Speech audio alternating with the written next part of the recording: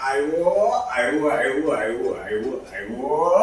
વાળમાં હું મળવાનું છે આજે મને. ભીંડીની સબ્જી. આ ગરમ નથી ને તો આડું ગરમ હોય ને. અરે વાહ ભાઈ વાહ, મજા આવશે. ભાખરી છે ને આજે?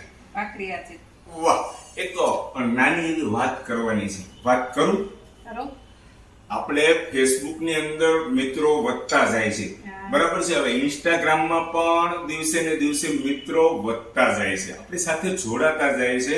મિત્રોને આપણા વિડીયો પસંદ આવતા હોય એટલે આપણને ફોલો કરે છે. વાહ ભાઈ વાહ, મને આનંદ થાય છે. પણ આજે બેને કોમેન્ટ લખીને એ બેને થોડુંક આમ મને ગુસ્સામાં કીધું. હું ઈ કે ભાઈ ઈ કે લપ કર્યા કરો છો ઈ કે. એટલે બેનનો કહેવાનો મતલબ કે બૈરાઓ પાછળ હું ફર્યા કરો છો ને એની વાતોમાં વચ્ચે હું ડબકા લ્યો છો ને લપ કરો છો.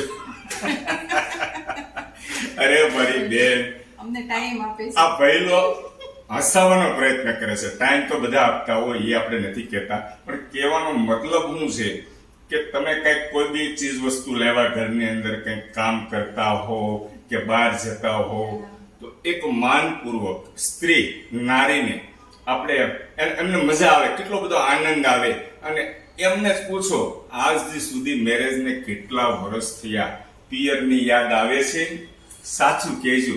અને આંખમાં ક્યારે એક નાનું એવું આંસુ આવ્યું છે? આંખમાં નથી આવવા દીધું.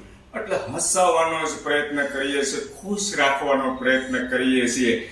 અને મારી બેન તમને એમ થતું હોય લપ કરે છે. જીજાજી ક્યારેય નથી વખાણ કરતા તમે કઈક સાડી લાવો કે કોઈ બી ઘરની અંદર ચીજ વસ્તુ લાવો તો જીજાજી ક્યારેય વખાણ નથી કરતા? એ બેન ઘણા ટાઈમથી આપણે વિડીયો જોતા હશો, પણ બેનનું નામ નથી લેવું આપણે. પણ એ બેનને આજ તો ન રહેવાનું એટલે કહી દીધું. એમને વિડીયો નથી બનતો હોય કે હું નકરી લપ કરે રાખો છો. અમને બતાવે આનંદ. હવે આની અંદર કેવું બનતું હોય ખબર છે?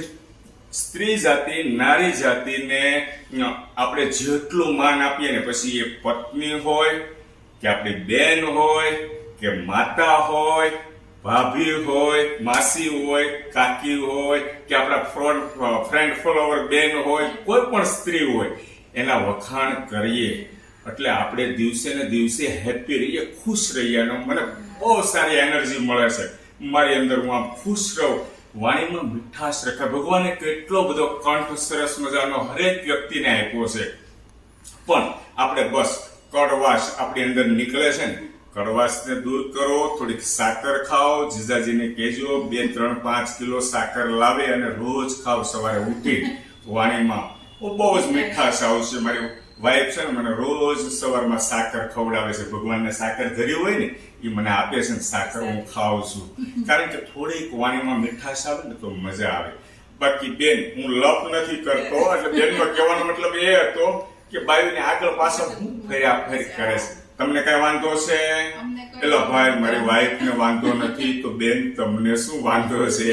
ઓકે, ભૂલચૂક માફ કરજો. આપણા ફ્રેન્ડ ફોલોવર મિત્રો છે, લાડક્યા હોય, ગમે તેમ બોલે, આપણે તો બસ માફી જ માંગવાની હંમેશા. કઈ ભૂલ થઈ હોય તો માફ કરજો. Thank you.